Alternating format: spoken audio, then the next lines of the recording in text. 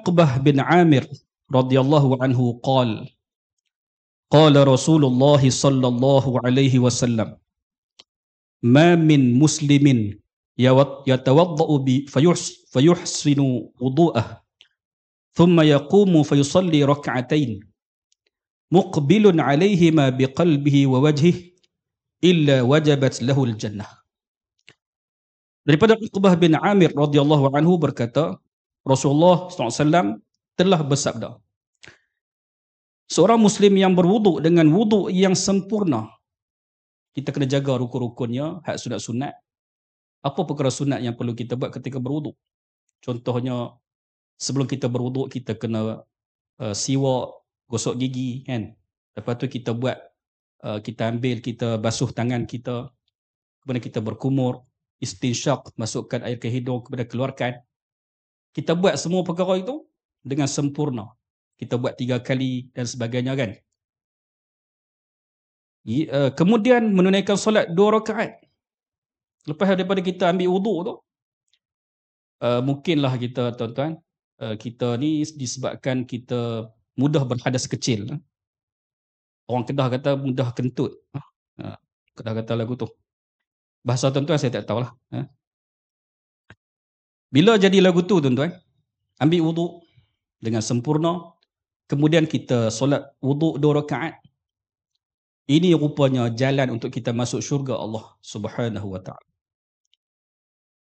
Dengan menghadap jiwa raganya khusyuk kepada Allah Azza wa Jalla. Kita baca tu kita khusyuk, kita perhatikan bacaan kita. Kita baca surah Al-Fatihah, kita perhatikan ayat-ayat dalam surah Al-Fatihah.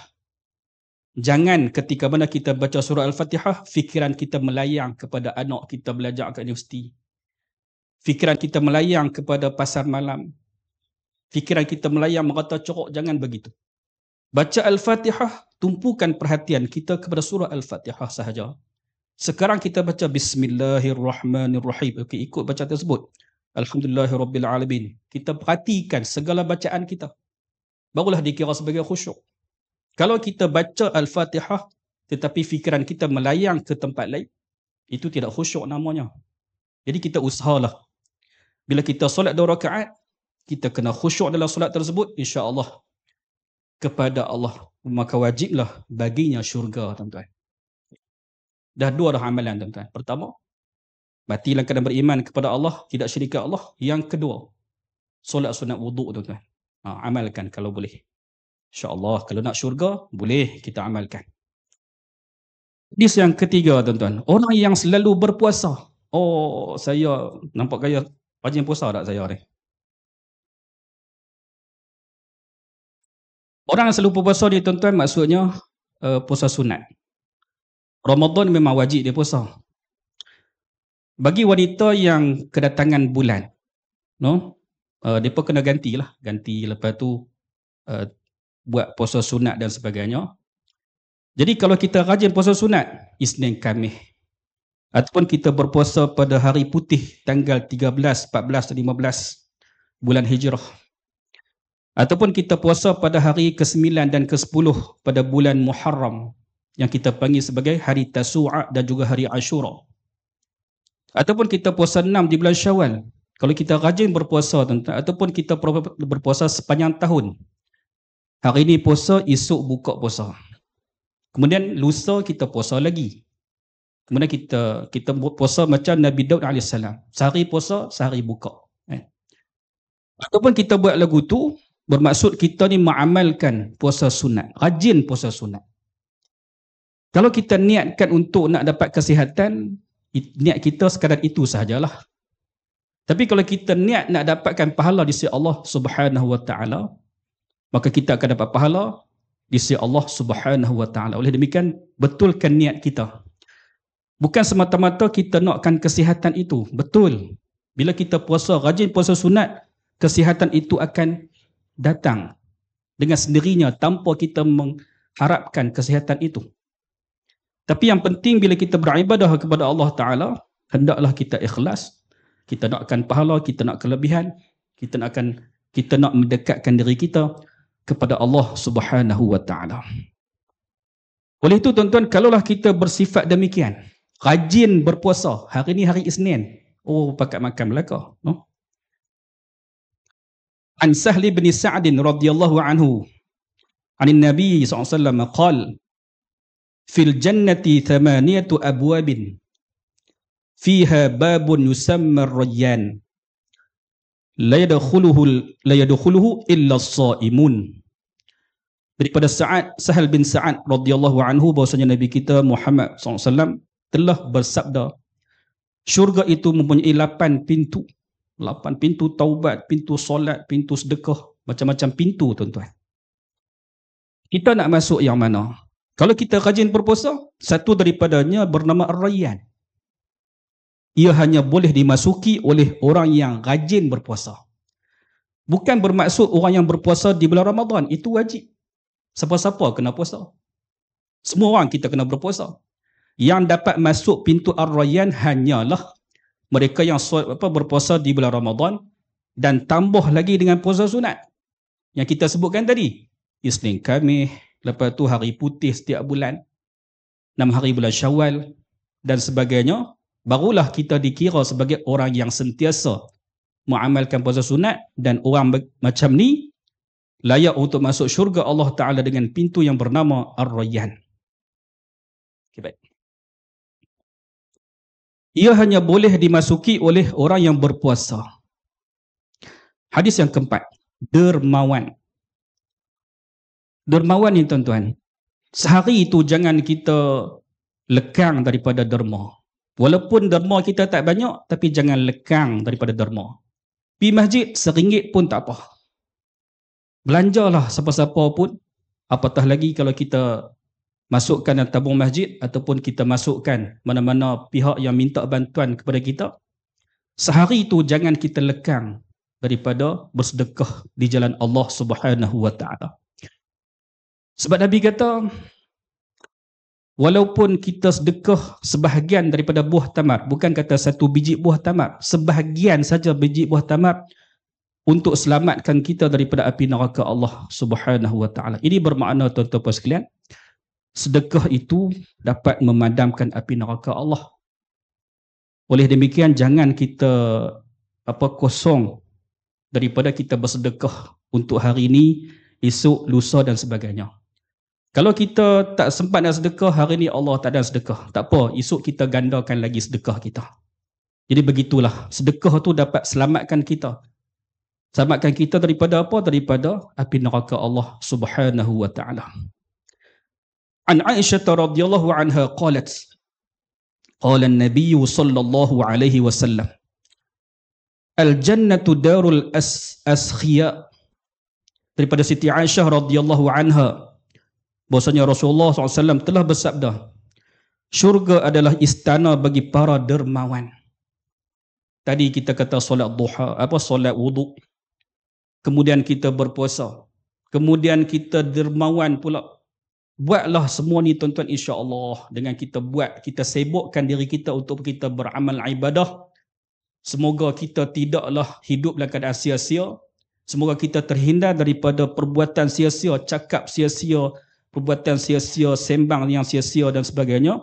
Tapi hidup kita penuh dengan aktiviti beribadah kepada Allah Ta'ala. Satu ibadah yang kita buat sebenarnya banyak kelebihan sehingga dia sebagai satu jalan untuk kita masuk syurga Allah Subhanahu wa Ta'ala. Oleh demikian tuan-tuan, mari kita beramal. Semoga dengan amal yang kita buat, dengan kita harapkan pahala di sisi Allah Ta'ala, Allah Ta'ala akan masukkan kita ke syurganya. Hadis yang kelima. Orang yang memperoleh haji mabrur, hak ni bagi mereka yang naik nama lah. Kita yang belum naik nama, kita pohon lah kot-kot naik kan. Kita himpun duit, bagi cukup duit kita nak pergi haji kan. Kalau naik nama kita, alhamdulillah kita pergilah haji, no? Jangan kita tolak pula kan. Kadang-kadang kita naik nama, kita tolak mentah-mentah kan dapat kat orang lain. Jadi hadis yang kelima ni berkaitan dengan mereka yang ada peluang naik nama dia untuk kerjakan haji. Bagi mereka yang kaya raya, kadang-kadang dia pergi sendiri, tak perlu kepada tabung haji, dia pergi dengan swasta punya. Kalau duit banyak, okey silakan. Sebab duit banyak, boleh saja dia pergi haji. Oleh itu tuan-tuan, ini adalah untuk mereka yang berkemampuan. Sebab haji itu adalah satu kewajipan kepada kita seumur hidup sekali saja. Haji dan umrah sekali saja dia wajib, kan? Haji dan umrah, bukan haji saja. Umrah pun kali pertama adalah wajib. Jadi kita kalau ada kemampuan, kita tunaikanlah segera agar kita dapat tunaikan kewajipan dalam hidup kita berkaitan dengan haji dan juga umrah. Orang yang dapat peluang pergi haji, tuan-tuan, jangan lupa benda ni, tuan-tuan. Iaitu haji mabrur, haji yang diredai oleh Allah Subhanahu Wa Taala. Banyak syarat-syarat dia, tuan-tuan. Banyak ketat dia punya. Kita nak dapat tu bukan kata senang untuk kita nak perolehi haji mabrur. Kita kena jaga macam-macam.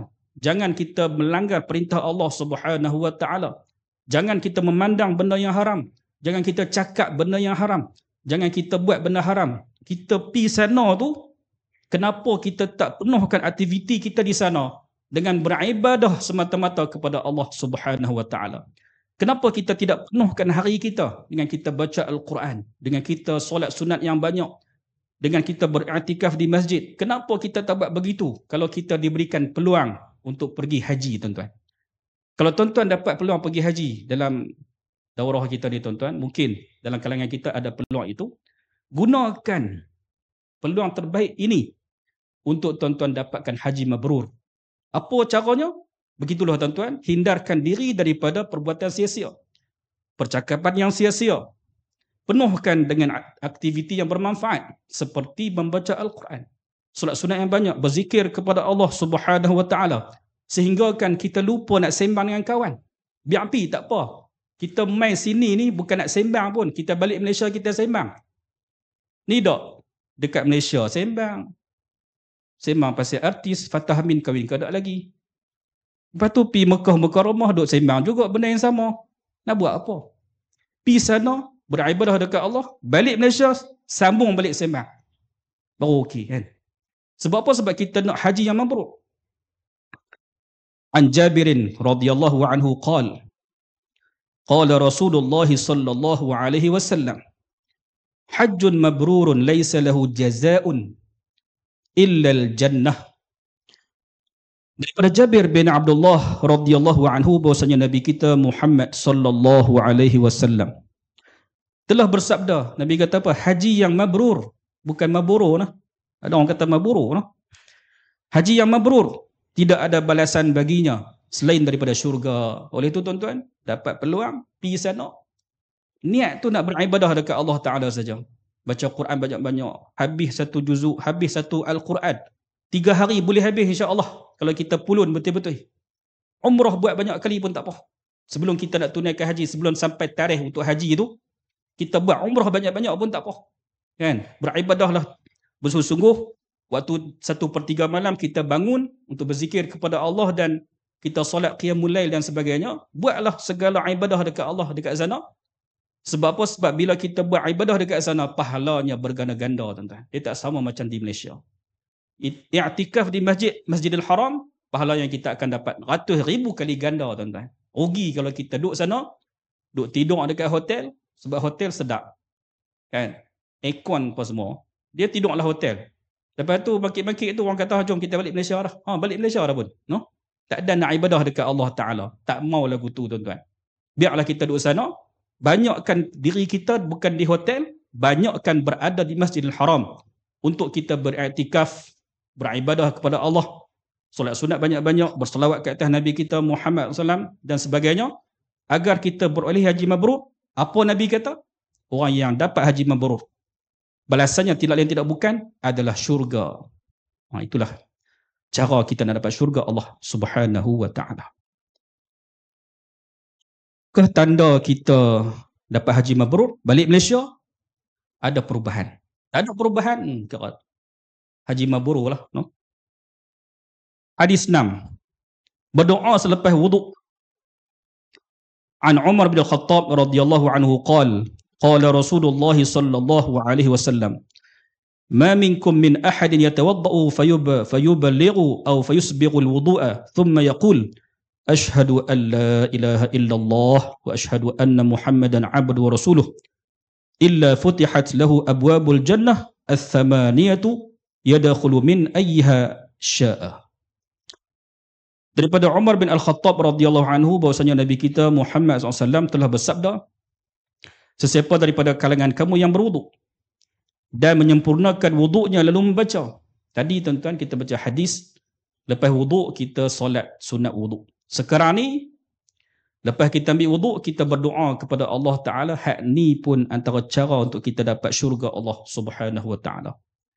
Sesiapa daripada kalangan kamu yang berwuduk dan menyempurnakan wuduknya lalu membaca asyhadu an la ilaha illallah wa anna Muhammadan abdu rasuluh, maka akan dibuka baginya 8 pintu syurga. Lalu dia dipersilakan memasuki syurga melalui mana-mana pintu yang dikenaki. Yang kita sebut Ustaz. Cuma dia tak boleh masuk Ar-Rayyan, sebab Ar-Rayyan ni hanya khas untuk mereka yang berpuasa sahaja. Pintu lain tak apa masuk, pintu solat boleh masuk. Pintu wuduk silakan masuk, pintu sedekah boleh masuk. Nak masuk mana-mana boleh. Cuma Ar-Rayyan, sebab hadis ada sebutkan Ustaz, hanya dikhususkan kepada mereka yang rajin berpuasa sahaja. No? Jadi kita amalkan tuan-tuan. Payah ke senang ni tuan-tuan? No, nampak ringan saja, tapi nak buat tu ya Allah ketak tangan. No? Ketak tangan, ketak kaki. Nak buat tu bukan kata senang. Hafal pun tak lagi ni, kan? Mudah saja nak hafal ni. Asyhadu an la ilaha illallah wa anna Muhammadan abdu rasuluh. Kan ada lagi riwayat lain yang kata apa? Minta tawabin apa semua tu kan. Tu riwayat yang lain lah. Kalau kita baca lengkap macam tu, insya-Allah kita akan dibuka pintu syurga oleh Allah Subhanahu Wa Ta'ala. Hadis yang ketujuh tuan-tuan. Solat sunat 4 rakaat qabliyah dan juga ba'diyah zuhur. An Ummi Habibah radhiyallahu anha zaujin Nabi sallallahu alaihi wasallam. Antara isteri Nabi ada berapa orang tuan-tuan? 11 ke 9? Antara nama isteri Nabi Ummu Habibah. Antara nama lain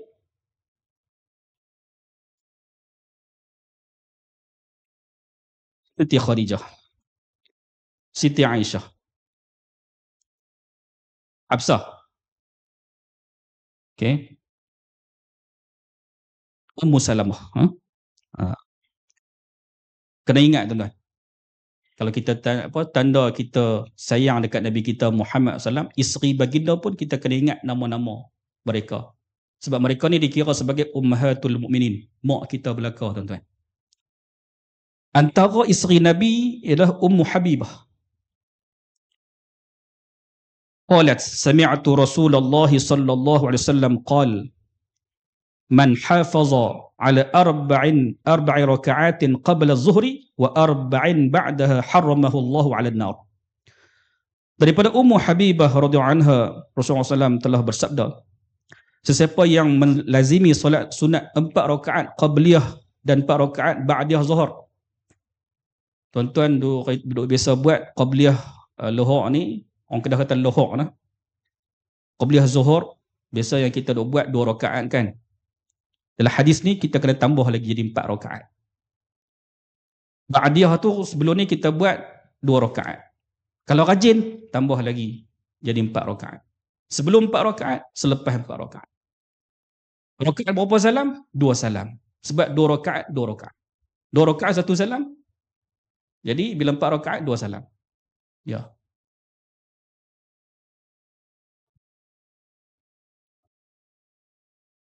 Sempat nak buat. Bila tak sempat tu kita ikut. Kalau qomat kan, kita ikut apa jemaah tu kan. Lepas tu kita boleh saja nak ganti, boleh kan? No? Dia kata qada. Kita qada. Sebab kita tak sempat kan. Solat sunat ni boleh kita qada. Duha tak sempat, boleh qada. Okey, baik. Ba'diyah zuhur pun 4 rakaat juga. 2 salam. No, 1 rakaat 1 salam. Jadi bila 4 rakaat 2 salam. Nescaya diharamkan daripada neraka. Haram terus neraka tu tuan-tuan. Apa maksudnya tuan-tuan? Maksudnya kalaulah kita disiksa di api neraka sekalipun, yang kita sebut banyak kali dah, orang Islam ni itu kelebihan dia. Kalau dia disiksa daripada di api neraka sekalipun, dia akan dimasukkan juga ke syurga Allah. Itu maksud Allah Ta'ala haramkan neraka kat atas dia. Itu maksud dia tuan-tuan. Bukan kata haram masuk neraka tu tak masuk langsung tak. Kalau ada dosa yang Allah Ta'ala tidak ampunkan, memang dia akan masuk ke neraka Allah Ta'ala. Wal'iyadu billah tuan-tuan. Oleh itu tuan-tuan, Sebab itulah kita bila ada dosa yang kita buat, kita kena minta ampun dekat Allah. Biar Allah Ta'ala ampunkan dosa kita, biar selesai dekat dunia ni. Kita takut bila sampai di hari akhirat kelak, dia ada 50-50. Sama ada Allah Ta'ala nak ampunkan dosa kita ataupun tidak ampunkan. Kalau tidak ampunkan, naya kita. Kita akan diazab oleh Allah Ta'ala di dalam neraka. Oleh itu tuan-tuan, kita kena minta ampun sekarang. Allah Ta'ala dah bagi banyaklah peluang kat kita. Apa kita kata solat tarawih. Allah Ta'ala akan ampunkan man shoma Ramadan, man qama Ramadan imanan wa ihtisaban ghufira lahu ma taqaddama min dhanbih. Man shoma Ramadan imanan wa ihtisaban ghufira lahu ma taqaddama min dhanbih. Banyak sangat ibadat yang kita buat kafarah kepada dosa kita. Kan, oleh itu tuan-tuan, dekat dunia ni banyak sangat peluang Allah Ta'ala bagi kat kita untuk kita minta ampun dekat Allah Ta'ala, sebab di hari akhirat kelak bila dosa kita diampun, insya-Allah kita tidak akan dimasukkan ke neraka Allah Subhanahu Wa Ta'ala. Tetapi kalau kita ada dosa yang tidak terampun, 50-50.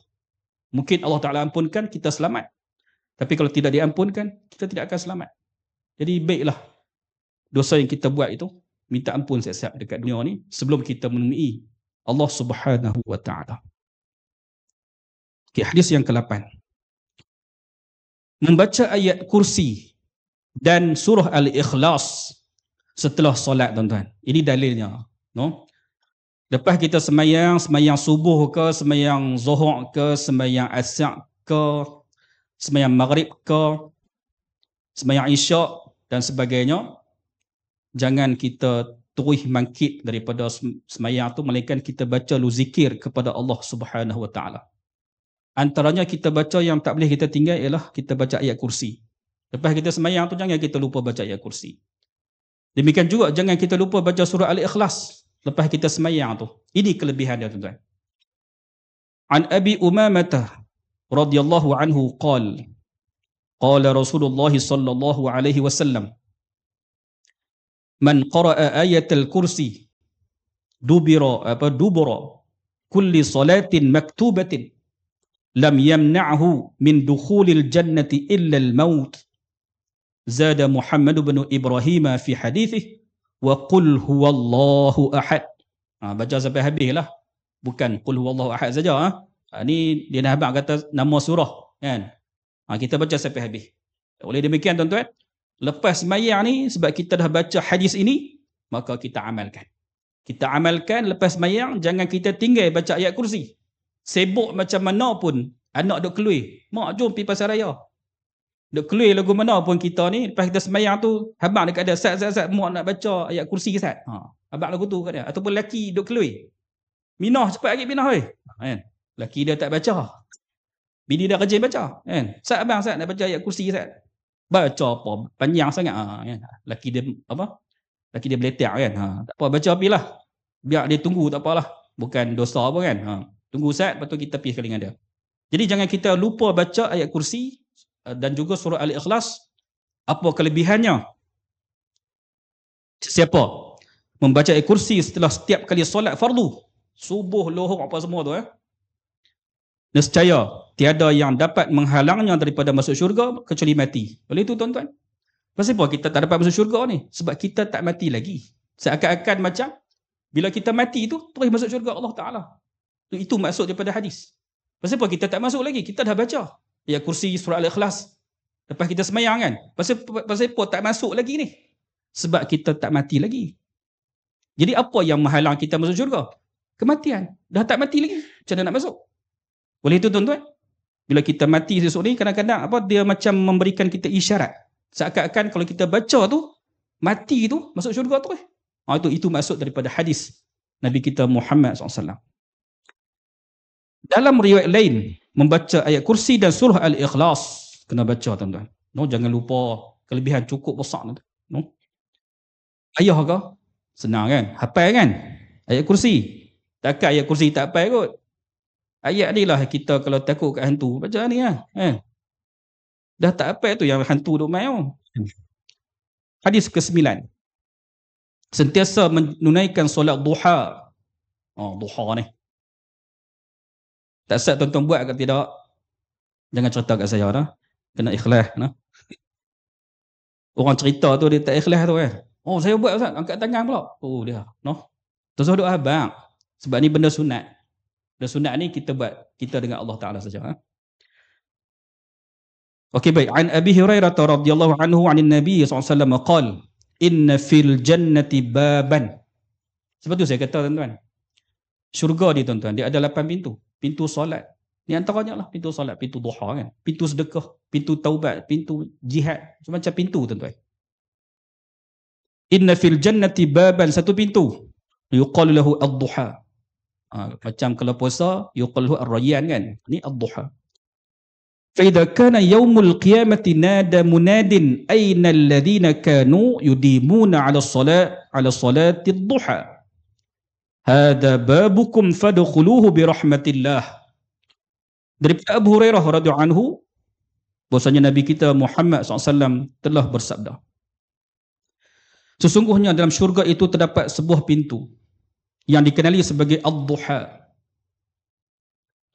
Apabila tiba hari kiamat akan diseru, di mana orang yang sentiasa mengerjakan solat duha. Siapa ni yang rajin solat duha ni dekat dunia dulu? Inilah pintu yang khusus untuk kalian. Masuklah ke dalamnya dengan rahmat Allah. Oleh itu tuan-tuan, mari kita mulakan. Kalau tadi tak ada nak buat, kan? Esok kita mulakan dan jangan tinggal sama sekali tuan-tuan. Tuan-tuan, ketika mana kita bermusafir, mungkin kita tidak kerjakan solat sunat rawatib sebab kita mengqasarkan solat, kan? Tetapi hak solat yang duha, solat witir, solat tahajud, jangan tinggalkan walaupun kita dalam keadaan bermusafir. Mungkin hak rawatib kita boleh tinggalkan. Sebab apa? Sebab kita mengqasarkan solat. Ada ulama kata, tak apa, kalau kita tak mau tinggalkan, lebih baik, ulama kata lebih baik kita buat tamam hak rawatib tu kan. Jadi lain daripada itu, duha, kemudian solat sunat, wuduk, lepas tu tahajud, witir dan sebagainya, hak tu jangan tinggal sama sekali walaupun kita berada dalam keadaan bermusafir. Ibadat macam tu jangan tinggal. Demikian juga duha. Kita musafir jauh macam mana pun, kita pergi Thailand. Siapa nak pergi Thailand, singgah rumah saya dulu sebab sebelah Thailand saja. Changlun sebelah Thailand saja. Nak pergi Thailand, jauh macam mana pun, nak pergi Thailand, jangan tinggal duha. Nak pergi Indonesia, jangan tinggal duha. Mana-mana kita berada, jangan kita tinggalkan. Dasarkan hadis yang kita baca ni, pintu akan terbuka kepada kita. Pintu apa? Pintu duha. Sebab kita rajin buat duha. Walaupun kita buat 2 rakaat saja. Tuan-tuan, kalau kita baca hadis, 2 rakaat sudah memadai untuk kita nak selesaikan hutang kita dengan Allah. Allah Ta'ala kurniakan banyak rezeki, kekuatan, tenaga pada kita, sendi yang banyak kat kita ni, 360. Nak bayar tu lagu mana? Dengan kita kerjakan duha. 2 rakaat pun dah tak apa. Ada hadis yang lain, tuan-tuan. Kalau tuan-tuan nak rezeki tuan-tuan terjamin, murah rezeki, tambah lagi 2 rakaat jadi 4 rakaat. Memang ada hadis menyebutkan begitu. Oleh itu tuan-tuan, kalaulah 2 rakaat sekadar kita nak lepaskan hutang kita dengan Allah, Allah Ta'ala kurniakan 360 sendi pada kita untuk nak bayar yang tu, cukup dengan kadar duha. Kalau kita tak buat duha, kita kena tasbih 360 kali baru boleh kan. Tapi kalau kita tak mau yang tu, kita hanya buat 2 rakaat duha saja. Kemudian kalau kita nak rezeki kita terjamin, Allah Ta'ala bagi rezeki kat kita tanpa kita sangka, tambah lagi 2 rakaat jadi 4 rakaat. Istiqamah dengan perkara itu, insya-Allah dengan 4 rakaat yang kita buat itu, tengok-tengok rezeki dia mai tanpa kita sangka. Mana tahu kan? Rezeki anak kita, rezeki kita sendiri, kan? Rezeki macam-macam, kesihatan. Dulu sakit tak sangka nak jalan pun tak larat. Orang Kedah kata tak larat. Sini kata apa? Letih kan? Tak apa? Tak larat noh.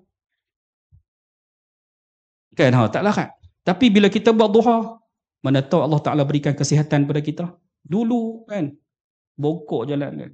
Buat duha 4 rakaat, mana tahu kokot, segar kan macam tu. Kita tak tahu, Allah Ta'ala nak bagi kan. Mungkin kita bekerja lama dah, kan, tak naik pangkat dan sebagainya. Bila kita buat 4 rakaat, mungkin dinaikkan pangkat ke apa-apa. Macam-macam rezeki Allah Ta'ala boleh berikan kepada kita semua sebab Allah itu maha kaya. Dan kalau kita nak lagi, tambah lagi jadi 6. Paling maksimum adalah 8 rakaat. Kalau rajin, buat 8 rakaat. Tapi kalau kadang-kadang kita semangat, esok nak buat dah 8. Lusa tinggal terus. Tu tak mau. Buat sikit-sikit lah. Buat 2, habis kuat buat 4 kan. InsyaAllah Allah Ta'ala akan berikan rezeki pada kita. Cuma tuan-tuan, cuba kita lihat nota kaki dekat bawah tu. At-Tabrani dalam Mu'jam Al-Awsat, menurut Al-Haythami dalam kitab Majma' Zawaid, dalam riwayat ini terdapat seorang perawi yang kedudukannya matruk. Itu dia punya, itu masalah dia lah tuan-tuan. Hadis yang dhaif, yang syadid.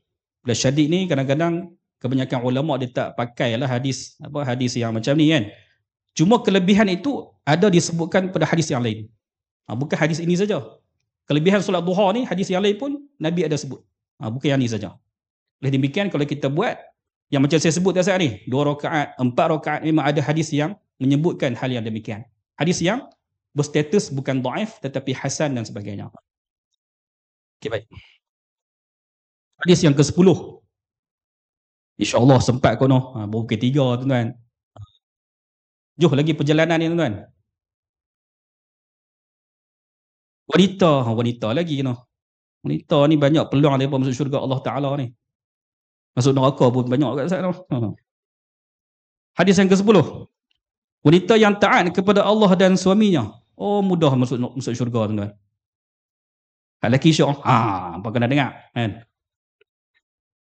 An Abdurrahman bin Auf radhiyallahu anhu qala Rasulullah sallallahu alaihi wasallam, idza sallatil mar'atu, bila dia solat, bila perempuan ni solat 5 waktu, khamsaha, 5 waktu solat fardu cukup kecuali kedatangan bulan, dia kena tinggalkanlah.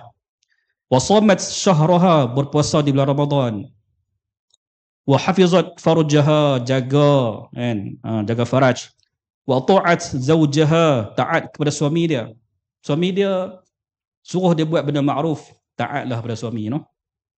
Qila laha, dikatakan kepadanya, udkhulil jannata min ayyi abwabil jannati syi'ti, masuklah ke dalam syurga melalui mana-mana pintu yang kamu kehendaki. Mudah saja tuan-tuan. Fajar perempuan mudah saja. Layan suami, taat dekat suami, puasa bagi cukup, kemudian solat pun bagi cukup, selesai masalah. Masuk syurga. Mana pintu saja nak masuk, silakan masuk. Mudahnya kerja perempuan tuan-tuan. Tak perlu nak berjihad, tak perlu nak apa semua ni, hak tu kerja lelaki. Berperang kat senjata dia kerja lelaki. Kan? Kerja perempuan mudah aja, ada suami, taat dekat suami, buatlah solat, apa semua bagi cukup, puasa bagi cukup, insya-Allah Allah Taala akan masukkan ia ke dalam syurganya. Mudah saja tuan-tuan. Tapi nak buatlah tu Ustaz, susah Ustaz nak buat tu. Laki saya perangai huduh kata. Sudah. Mula kata kat lelaki kan.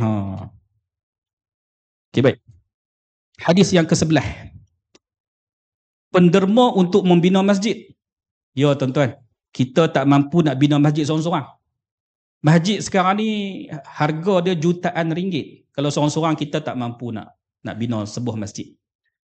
Tetapi kalau ada pihak yang nak bina masjid, pakat-pakat bantulah untuk bina masjid tersebut. Walaupun kita derma RM10, duit yang kita dermakan itu, hasil duit kita tu, maka bila dicampurkan dengan duit orang lain, terbinanya masjid, alhamdulillah kita ada saham untuk kita bina masjid Allah Subhanahu wa taala.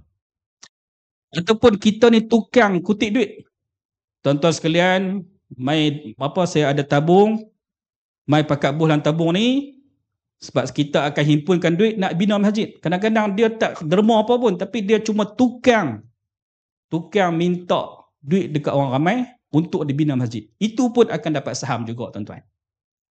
Kemudian pekerja ni tuan-tuan yang nak bina masjid ni, kontraktor ni kalau orang Islam, dia tak pernah pun bagi duit kat masjid, tapi kerja dia gunakan tenaga dia untuk bina masjid.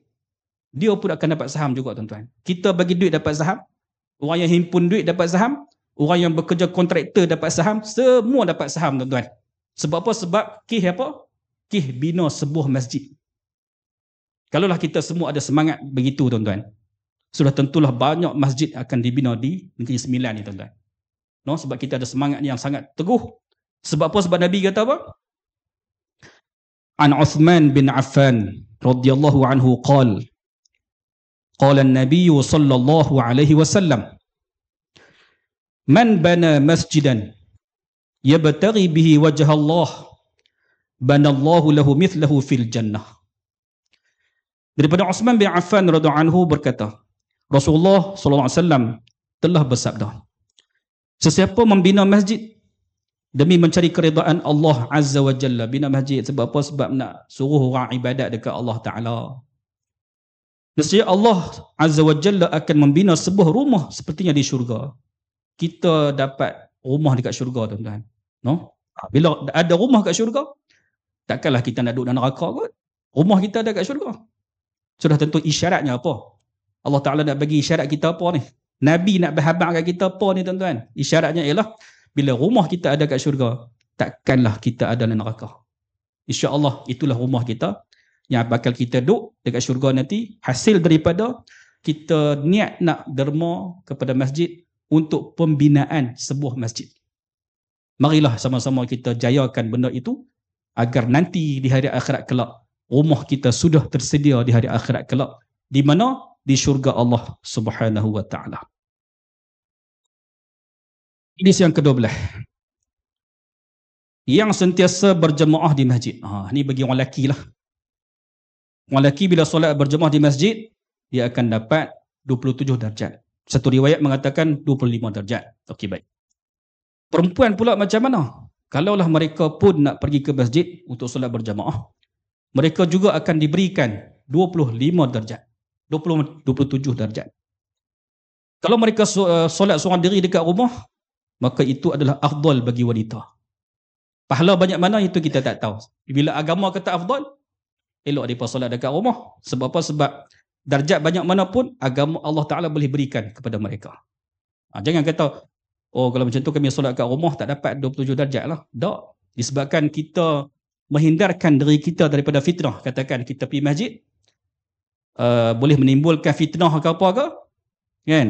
Jadi kita solat dekat rumah saja, dengan kita jaga diri kita itu, Allah Ta'ala boleh saja berikan darjat yang banyak kepada kita, kan? Tetapi kalau kita nak juga pergi masjid, nak berjemaah dengan orang lain, dengan orang lelaki, berimamkan orang lelaki apa semua di masjid, boleh atau tidak? Tidak ada halangan. Silakan. Pahala dapat tak? Pahala dapat. Berapa banyak? 27 darjat. Cuma bila agama mengatakan afdal di mana? Di rumah, maka sudah tentulah pahala juga akan banyak. Bila agama kata macam tu, darjat tu berapa banyak kita tak tahu. Cuma tidak disebutkan dalam hadis dan sebagainya. Okey, baik. Lelaki pula kena ingatlah, bila dia solat dekat rumah, dia dapat satu pahala saja, satu darjat saja. Tak banyak mana, tuan-tuan. No? Oleh itu pulunlah kita untuk kita solat berjemaah di masjid agar kita mendapat kelebihan yang besar, iaitu 27 darjat bila kita solat berjemaah di masjid. An Abi Hurairah radhiyallahu anhu, 'an Nabi sallallahu alaihi wasallam qala, "Man ghada ila al-masjid wa raha, a'adda Allahu lahu nuzulahu min al-jannati kullama ghada aw raha." Daripada Abu Hurairah radhiyallahu anhu bahwasanya Rasulullah SAW telah bersabda, sesiapa datang ke masjid pada waktu pagi atau petang, ialah pagi solat subuh kan, petang solat lohor asar, lepas tu maghrib isyak, masuk kali lah tu kan, maka Allah SWT akan menyediakan baginya tempat tinggal dalam syurga. Nak bina masjid dia tak mampu, duit nak bagi tak banyak sangat duit, tapi dia boleh buat benda ni, solat berjemaah setiap waktu dia boleh buat berjemaah di masjid, maka dia juga akan dapat tempat tinggal dalam syurga setiap kali dia datang ke masjid pada waktu pagi dan juga petang. Sebab itulah tuan-tuan, kalau wanita berminat nak datang masjid, jangan kita halang.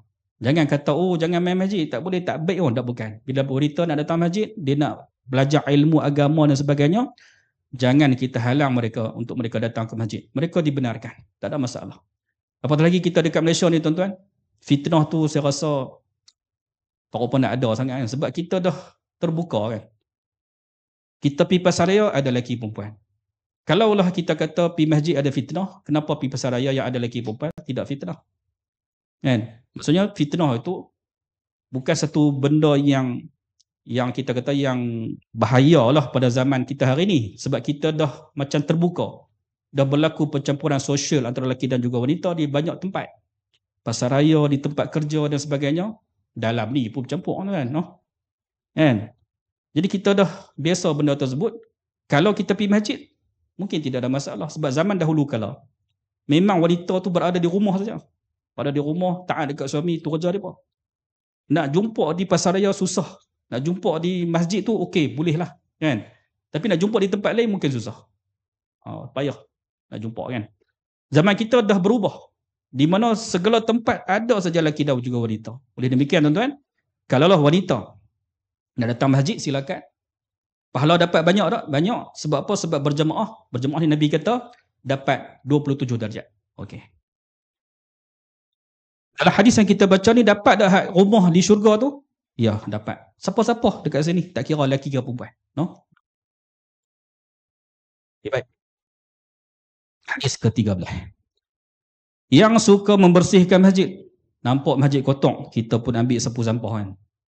Kita masalahnya nampak masjid kotor, apa IJK tak buat kerja. Rugilah kita, kan? Bila nampak masjid kotor, kita yang bersihkan sampah yang ada di masjid itu. An Abi Sa'id Al-Khudri radhiyallahu anhu qala Rasulullah SAW, man akhraja adhan min masjidi banallahu lahu baitan fil jannah. Syurga belaka, tuan-tuan. Daripada Abu Sa'id Al-Khudri radhiyallahu anhu, bahwasanya Rasulullah SAW telah bersabda, sesiapa mengeluarkan kotoran atau sampah, ini bukan najis, tuan-tuan, kotoran, sampah, kan? Kita tengok ada biskut ke apa yang tertinggal, kita ambil, kita buang dalam tong sampah.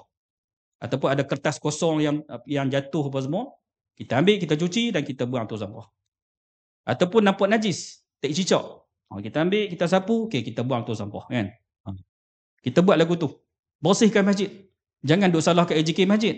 Apa AJK masjid tak buat kerja kot, kan? Jangan salahkan orang lah. Kita buat, dapat pahala atau tidak? Ya, kita akan dapat pahala di sisi Allah SWT. Apatah lagi kalaulah kita ni bekerja, memang kerja kita cucikan masjid. Jadi siap, kan? Untuk siap. Di pahala dapat tak? Dia akan dapat pahala yang besar. Sebab apa? Sebab itu tugas dia, dan dia jalankan tugas dia, sudah tentulah dia akan dapat satu rumah di syurga nanti, tuan-tuan. Itu kelebihan mereka yang berkhidmat kepada masjid. Kalau macam tu, tuan-tuan, kalau kita cuba nak perelokkan masjid, kita kata, kalaulah masjid ni kipas angin panas, apa kata kita pasang aircon bagi sejuk sikit, dapat pahala, tuan-tuan, sebab kita khidmat dekat masjid. Buang sampah pun satu khidmat yang besar di sisi Allah Ta'ala. Apatah lagi kita tambah aircon untuk keselesaan orang ramai nak solat, lagilah besar pahala kita, tuan-tuan. Jadi kita kena buka fikiran kita.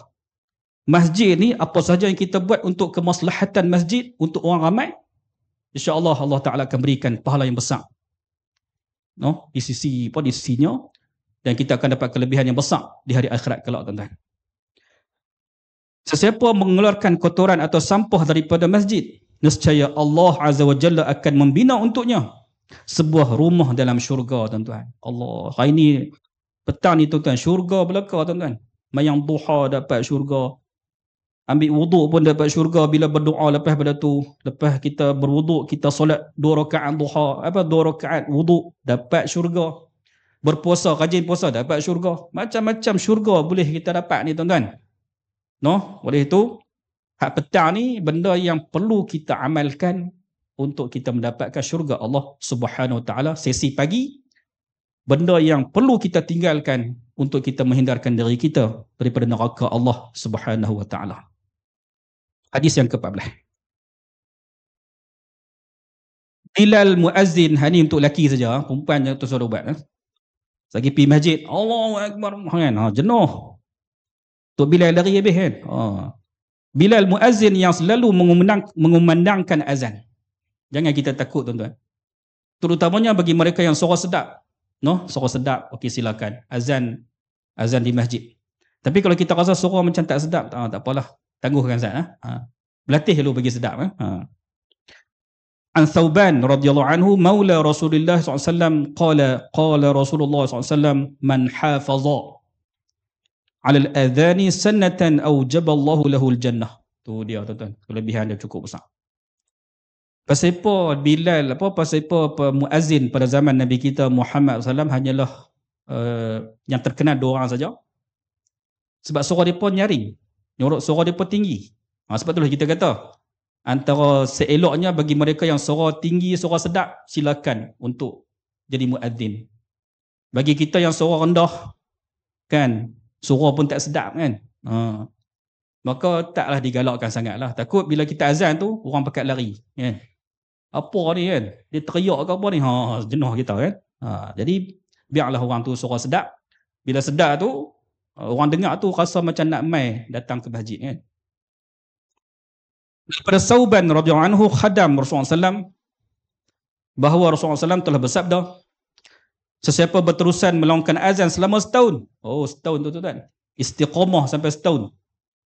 Nescaya Allah Azza wa Jalla mewajibkan syurga kepadanya. Bayangkan kalau dia azan sejak dulu sampai sekarang. 12 tahun tak pernah tinggal. Allah. Kan? Syurgalah baginya tuan-tuan. Kalaulah dia ikhlas kerana Allah. Tapi kalau dia nak tunjuk ke orang, tak dapat juga kan. No? Dia kena ikhlas sungguh-sungguh dengan Allah. InsyaAllah Allah Ta'ala akan berikan syurga kepadanya. Setahun saja pun bila istiqamah, dapat syurga dah. Bayangkan, dulu dia azan tak pernah tinggal. Sampai sekarang dia tak pernah tinggal. Syurgalah bagi dia tuan-tuan. Kalau dia ikhlas kepada Allah Subhanahu Wa Ta'ala. Hadis yang ke-15. Menyingkirkan halangan dari jalan. Macam-macam halangan tuan-tuan. Batu, halangan juga. Pokok yang tumbang pun halangan. Kan? Macam-macam halangan lah. Duri di jalanan pun semua kan. Halangan belakang lah tu. Jadi kalau kita jumpa benda-benda yang menghalang, ataupun kita nampak macam ada lubang besar. Kita ambil lah apa-apa pokok ke buh tanda kat situ. Takut orang masuk dalam lubang tu. Itu pun satu benda yang menyingkirkan halangan dari jalan. Bukan saja ambil benda buang. Kalau ada lubang, kita ambil benda buh dalam lubang tu, hak tu pun dikira sebagai menyingkirkan halangan daripada jalan. Nak selamatkan orang lain agar tidak masuk dalam lubang tu. Kan? Semua benda kita boleh buat untuk keselamatan mereka yang berada di atas jalan raya. Abi Hurairah radhiyallahu anhu 'anil Nabi sallallahu alaihi wasallam qala laqad ra'aitu rajulan yataqallabu fil jannati fi syajaratin qata'aha min zahri at-tariq kanat tu'dhin nasa. Daripada Abu Hurairah radhiyallahu anhu, bahwasanya Rasulullah SAW telah bersabda, sesungguhnya aku melihat seorang pemuda sedang berbahagia di dalam syurga kerana dia pernah memotong sebatang pokok di tengah jalan yang mengganggu lalu lintas orang ramai, orang Islam. Oleh itu tuan-tuan, kalaulah kita penyebab kepada kesesakan lalu lintas, contoh orang suruh kita duk servis setiap bulan mai tempoh nak servis, kita tak servis, kita jalan atas jalan raya, tiba-tiba kita rosak, ganggu habis orang lain. Disebabkan kita lah sesak habis jalan raya. Sebab apa? Sebab kita tak pernah perbaik pun, tak pernah servis kereta kita kan. Jadi kita elakkan benda tersebut agar kita jangan menyusahkan orang lain. Sebab itulah bagi mereka yang tidak ada lesen memandu, tak dibenarkan untuk memandu di jalan raya. Sebab apa? Akan ganggu orang lain. Orang nak lalu tepi dia kan. Lepas tu dia tak bagi lampu isyarat, dia terus kona. Bahaya sebab tidak ada lesen, tidak ada latihan. Hak ni boleh menyebabkan bahaya di jalan raya. Sebab itulah tuan-tuan, segala perkara yang boleh membahayakan orang lain, hindarkan benda itu. Segala peraturan yang boleh menyebabkan ada maslahat kepada orang ramai, kena ikut, kena patuh perkara tersebut. Oleh itu tuan-tuan, kalaulah kita pergi satu jalan, tiba-tiba kita tengok lampu merah, jangan langgar lampu merah. Sebab apa? Sebab boleh menyebabkan kemalangan kalau kita langgar. Tapi kalau pukul 2-3 pagi, kereta pun tak ada, lagu mana tuan-tuan? Kalau saya lah kan tuan-tuan, kalau saya pukul 2-3 pagi, lampu merah, kereta tak ada pun, apa jawapan dia? Tak faham no? Tak berani saya nak beritahu tuan-tuan. Hadis ke-16. Kita terus pergi hadis 16. Kasih kepada haiwan. Jangan cinta tuan-tuan. Kasih tak apa. Ni duk cinta pula, nak macam nak kahwin dengan haiwan bukan. Kasih kat tak apa, sayang dekat haiwan tak apa. An Abi Hurairah radhiyallahu anhu anna Rasulullah sallallahu alaihi wasallam qala bainama rajulun yamshi bi tariqin ishtadda alaihi al-'atash fawajada bi'ran فنزل فيها فشرب ثم خرج فإذا كلب يلهث يأكل الثرى من العطش فقال الرجل لقد بلغ هذا الكلب من العطش مثل الذي كان بلغ مني فنزل البئر فملأ خفه ماء ثم أمسكه بفيه حتى رقي فسق الكلب فشكر الله له فغفر له. Daripada Abu Hurairah radhiyallahu anhu bahwasanya Rasulullah SAW telah bersabda, ada seorang lelaki yang pada zaman dahulu kala yang sedang berjalan melalui sebuah jalan. Lalu dia merasa sangat haus, dia rasa lapar. Orang Kedah kata lapar, dahaga kan. Kebetulan dia menemui sebuah perigi, maka dia pun turun ke dalamnya untuk minum airnya. Dia kata, ish, dahaga, oh ada perigi rupanya. Perigi untuk orang awam, bukan untuk bukan milik sesiapa. Perigi itu untuk orang awam. Kalau milik orang lain tak boleh kita buat macam tu, kena minta izin dulu kan. Itu kalau milik orang lain lah. Tapi kalau untuk orang awam, perigi itu kita jumpa kat situ, tak ada milik siapa-siapa, kita bolehlah kita ambil air dalam tu kan. Tidak ada masalah lah kat situ. Jadi bila dia jumpa perigi itu, seekor anjing sedang menjulurkan. Okey. Maka dia pun turun ke dalamnya untuk minum airnya. Ketika dia keluar daripada perigi itu, seekor anjing sedang menjulurkan lidahnya. Lapar lah kan. Takkan saya nak tunjuk contoh kot tuan-tuan. Noh, bayang sendirilah tuan-tuan. Menjilat tanah kerana terlalu kehausan. Lelaki itu berkata dalam hatinya, tuan-tuan, kalau kita nak rasa susahnya hidup orang lain, kita kena, kalaulah sebelum tu kita pernah rasa, kita akan faham orang tersebut. Katakan dulu kita pernah miskin. Kalau kita jumpa orang miskin, kita akan faham orang miskin tersebut. Macam tu juga dengan yang ni. Bila dia lapar, haus, dia rasa sendiri haus tersebut.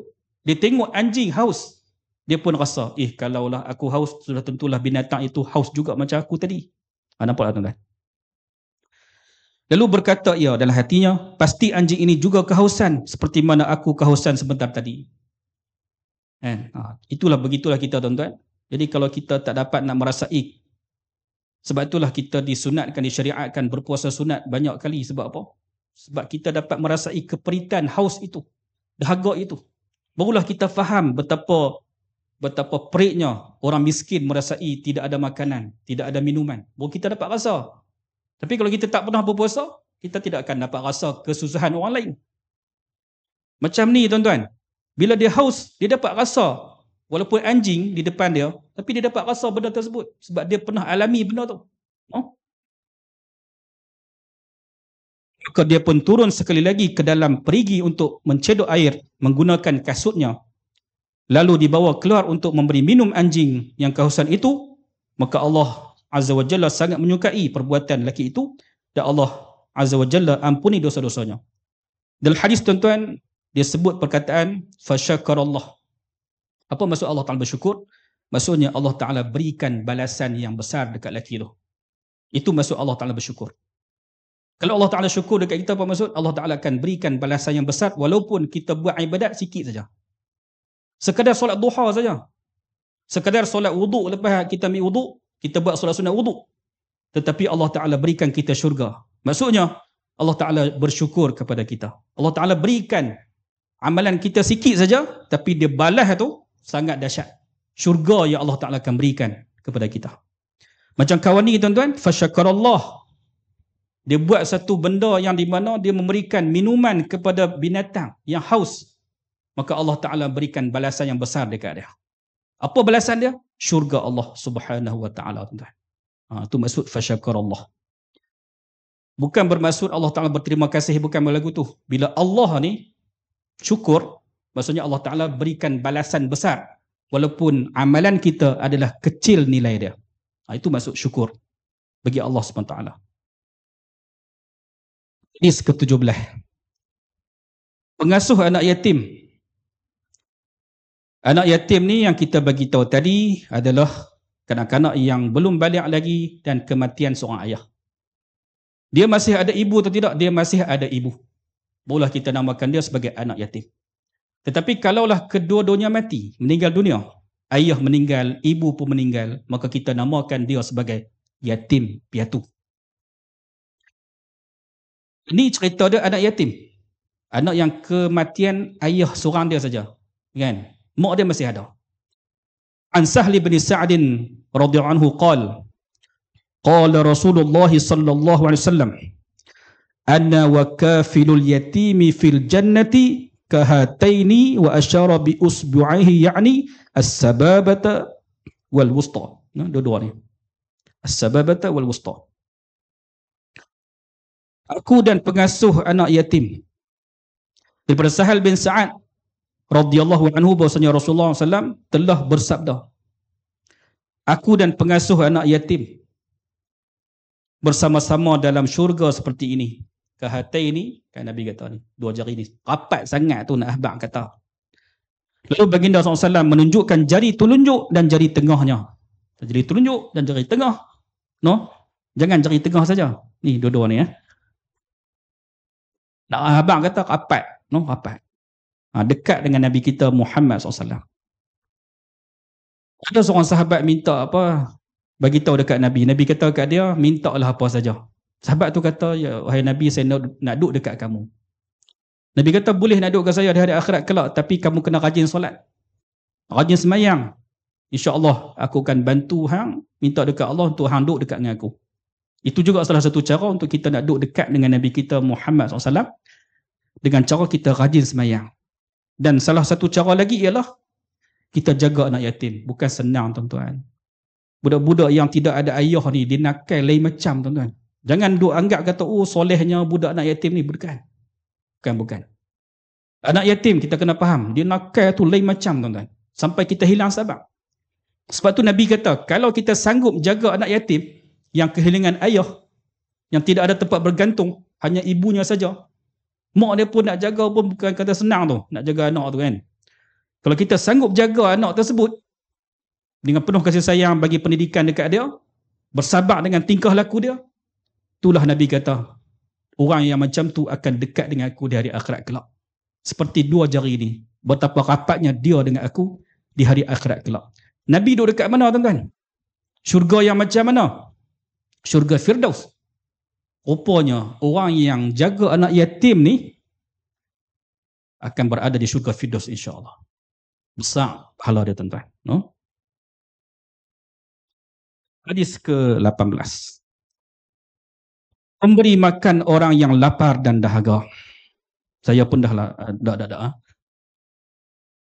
An Abi Sa'id Al-Khudri radhiyallahu anhu qala Rasulullah SAW, ayyuma mu'minin at'ama mu'minan ala ju'in at'amahu Allah yawmal qiyamah min thimaril jannah wa ayyuma mu'minin saqa mu'minan ala zama'in saqahu Allah yawmal qiyamati min ar-rahiqil makhtum wa ayyuma mu'minin kasa mu'minan ala uryin kasahu Allah min khudril jannah.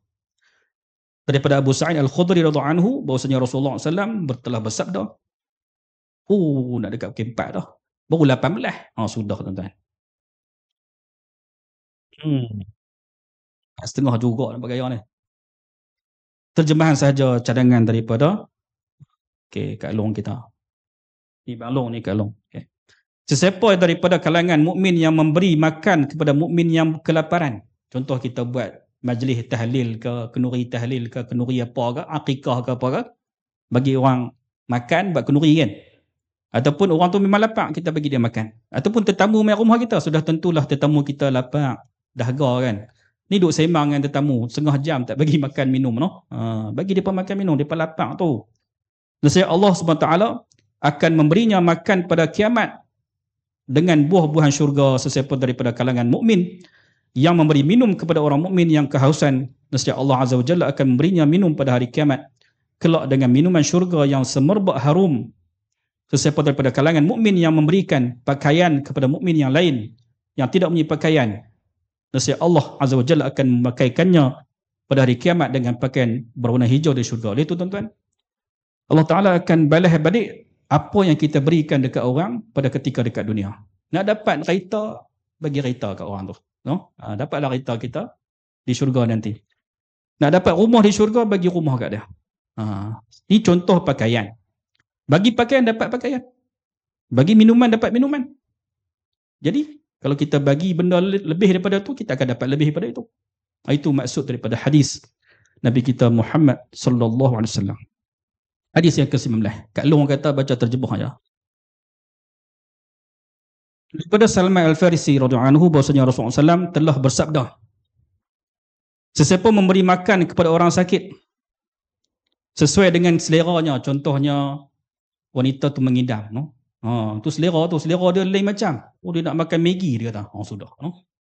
Dia nak makan sotong kurita. Mampu nak cari, no? Dia nak makan ikan keli, tak ada kat Seremban ni. Ada banyak kot, no? Ikan keli kan. Banyak tak apa. Dia mengidam pelik-pelik. Tapi kita bagi juga makan kat dia mengikut selera dia. Apa jadi? Nescaya Allah Azza wa Jalla akan memberinya makan daripada beban syurga. Rupanya, no?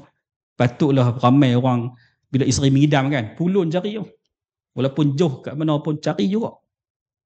Dia tak tahu kata ada hadis kan. Rupanya dia berpunca pada hadis yang kita baca ni. Bila kita penuhi idam perempuan tersebut, keinginan dia, rupanya syurga tempat dia. Jangan buat main tuan-tuan. Katakan dia lapak boya, tak boleh. Boya tak boleh. Dia lapak rimau, ngidam tu tak boleh. Kita kena makan. Makanan halal lah tuan-tuan.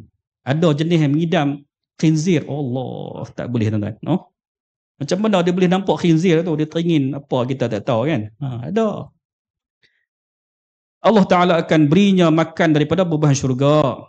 Tetapi tengok nota kat bawah. Nota kaki bawah. Hadis yang dhaif, no? Tak boleh jadi hujah lah kiranya. Sebab dia kata apa? Terdapat seorang perawi pendusta lagi matruk. Sebab itulah ulama tidaklah jadikan dia sebagai hujah. Cuma kalau kita tengok pada hadis lain, memang ada galakan untuk kita berikan orang lain makan dan sebagainya lah kan. Bagi tetamu makan, orang lapar kita bagi makan. Hadis yang lain banyak. Oleh itu kita amalkanlah. Walaupun isteri kita mengidam macam-macam, tak apa bagi dia makan, tak ada masalah. Sebab ada hadis yang lain menyokong akan perkara itu. Hadis yang ke-20. Daripada Abu Hurairah radhiyallahu anhu bahwasanya Rasulullah SAW telah bersabda, syurga dan neraka telah berdebat. Kan? Lalu syurga berkata, penghuniku adalah orang yang lemah, rendah kedudukannya dan miskin. Sebab apa? Sebab mereka ni kadang-kadang banyak ibadat dekat Allah Ta'ala. Mereka tidak ada kepentingan apa-apa. Jadi, mereka kebanyakannya adalah dalam golongan orang miskin dan juga du'afa. Tetapi kalaulah orang miskin tu dia dekat dengan kekufuran, dia tak boleh kok dapat kelebihan ni. Kelebihan yang ni ialah mereka yang tak mau kepada harta dunia, tetapi banyak melakukan ibadah kepada Allah Ta'ala, barulah dia akan dapat kelebihan ini. Tetapi ulama membahaskan, kalaulah orang tu kaya, rajin ibadah, mana lebih baik? Orang miskin rajin ibadah ke orang kaya rajin ibadah? Yang lebih baik ulama kata orang kaya yang rajin ibadah. Lagu tu lebih elok. Sebab dia rajin berusaha, dia tidak meminta-minta kat orang lain, kan? Bukan kaya yang jenis kaya raya tu, bukan. Kaya ni maksudnya kita tidaklah memerlukan orang lain. Kita makan cukup, tempat tinggal kita ada, semua cukup. Okay? Itu lebih elok daripada kita miskin tetapi kita beribadah kepada Allah, itu okey. Cuma kalau kita ni ada kecukupan, itu lebih elok ulama kata. Hadis yang ke-21. Sempatlah boleh baca terjemahan saja kan. Membimbing orang buta. Ada tak orang buta dalam kelas kita ni? Tak ada kan? Ini kisah orang buta tuan-tuan. Daripada Allah bin Umar radhiyallahu anhu bahwasanya Rasulullah SAW telah bersabda, sesiapa membimbing orang buta sebanyak 40 langkah, kan, bawa dia mai pergi makan ke, pergi mana, pergi kelas mengaji ke apa ke, nescaya diwajibkan ke atas syurga, wajib terus syurga dia dapat.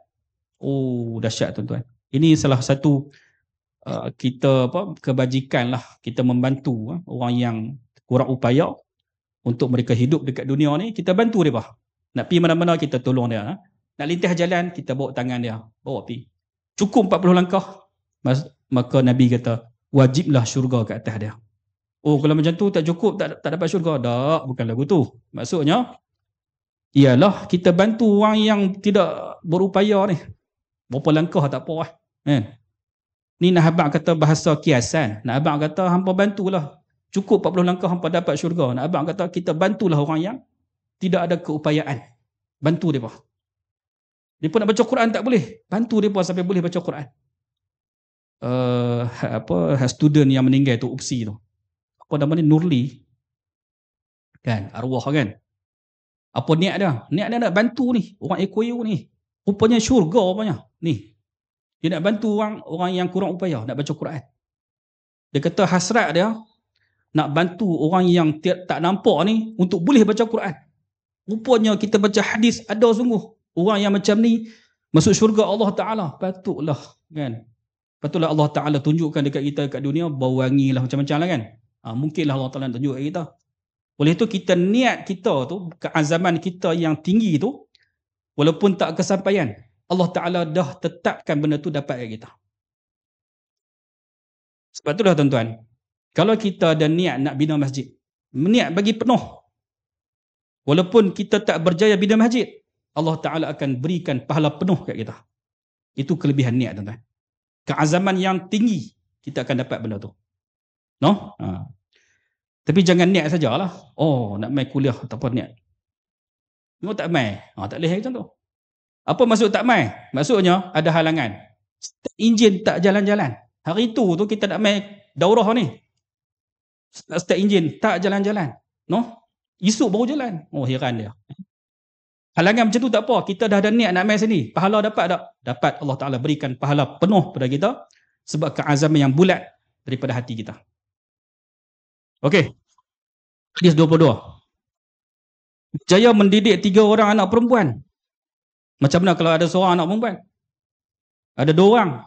Tak dapat ke pahala ni? Dapat. No?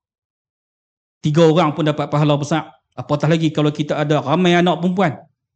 Jangan biar mereka ni tuan-tuan. Kalau kita biar, mereka akan tudung pun, aurat pun tak jaga. Dia akan jadi macam-macam tuan-tuan kalau kita tak jaga anak perempuan kita. Abu Sa'id Al-Khudri radhiyallahu anhu bahwasanya Rasulullah SAW telah bersabda, sesiapa daripada kamu yang mempunyai 3 orang anak atau saudara perempuan, adik-beradik perempuan, lalu dia berbuat baik kepada mereka, bagi makan mereka, kalau dia nak menikah kita cari suami kat dia, no? Lalu dia berbuat baik kepada mereka, maka balasannya adalah syurga. Kalau kita tu umur 40 dah, suami tak ada lagi, kita cari suami untuk dia kan. Ni ramai dalam ni boleh.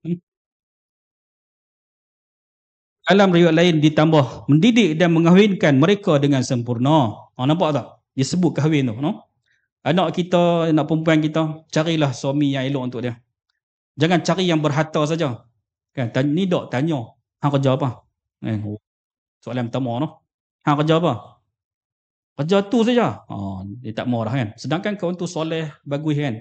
Jadi kalau kita tengok harta benda semata-mata, mungkin kita akan tolak orang yang soleh dan sebagainya.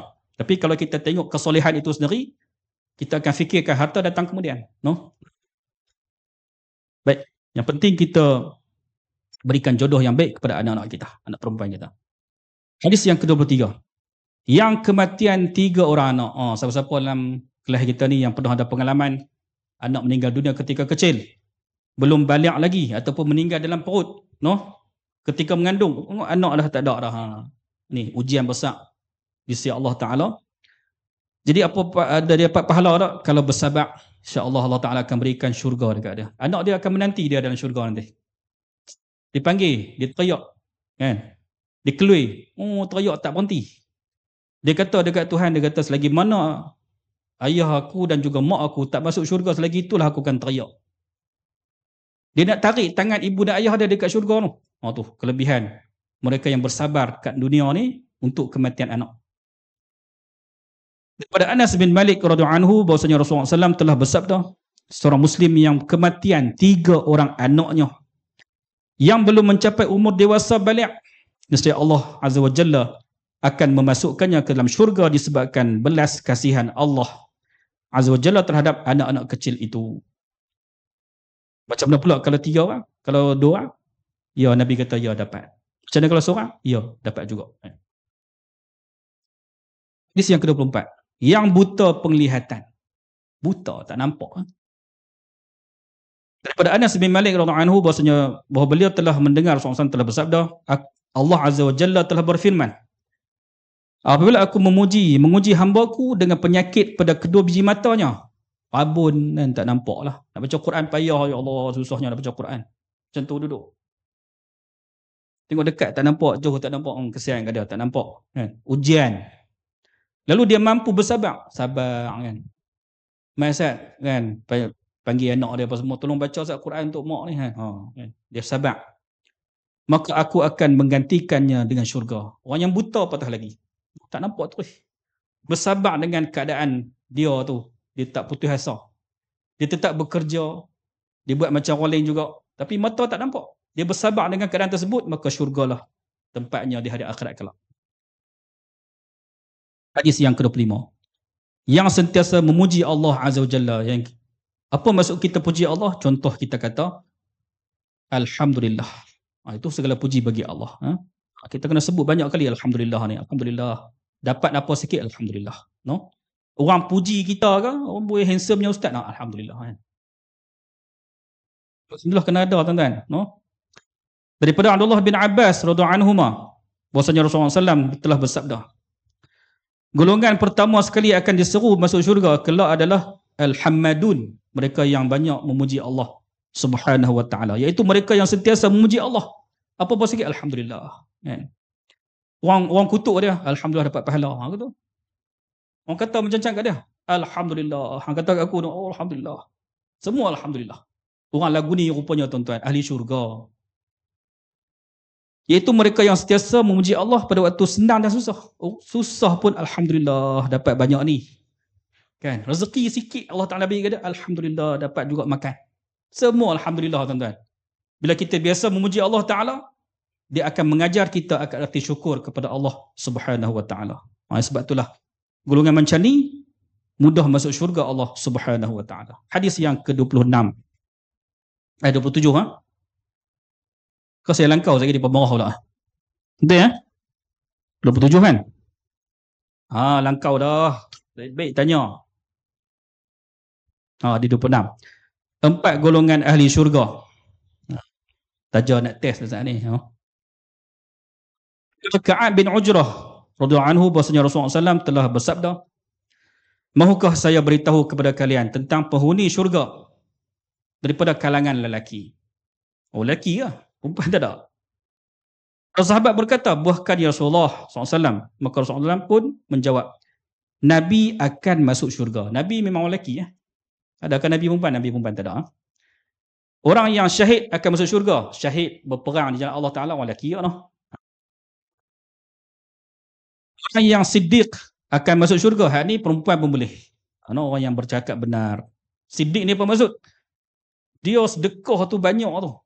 Sedekah banyak sampailah harta yang banyak dia tu dia sedekahkan untuk agama Allah Ta'ala. Contoh Abu Bakar As-Siddiq. Ada harta yang banyak tetapi dia sedekahkan sebahagian besar hartanya di jalan Allah Subhanahu Wa Ta'ala. Maka orang macam ni, yang rajin sedekah macam ni, yang banyak ambil bahagian besar dalam hartanya untuk sedekah di jalan Allah Ta'ala, orang macam ni lah yang digelar sebagai As-Siddiq. Siddiq tu apa maksud? Membenarkan iman dia. Orang rajin sedekah ni iman dia kuat. Sebab tu dia rajin sedekah. Orang yang siddiq akan masuk syurga, orang yang menzarihi saudaranya di samping kota kerana Allah SWT akan masuk syurga.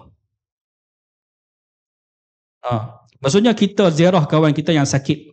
Kawan kita sakit, lama dah tak jumpa, kita pergi ziarah dia. Hak ni pun akan dimasukkan syurga oleh Allah Subhanahu wa Ta'ala, tuan-tuan. Oleh itu tuan-tuan, jangan kita pandang remeh. Bila kawan kita sakit, kita pergi ziarah dia.